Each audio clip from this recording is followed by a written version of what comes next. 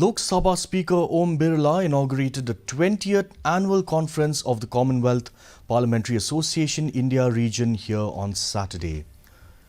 The two-day conference will deliberate on natural disasters and strategies for management with special reference to the Northeast region. The event was held at the temporary building of the Meghalaya Legislative Assembly at Rilbong, whereby legislators and government officials were in attendance. Earlier today, the Lok Sabha Speaker was received by Governor Phagu Chauhan at the Raj Bhavan Shillong in the presence of Assembly Speaker Thomas A. Sangma, Chief Minister Conrad K. Sangma, among others.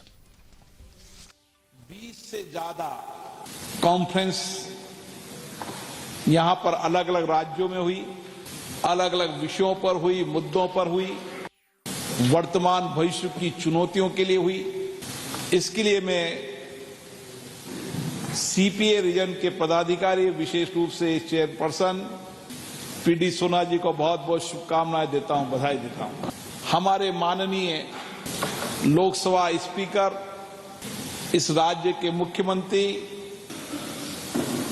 जिन्होंने भारत की संसद की परंपराएं, परपाटियों की एक नई दिशा दी और एक चुनौतीपूर्ण तरीके से इस राज्य की समस्याओं का समाधान भी किया। The state government is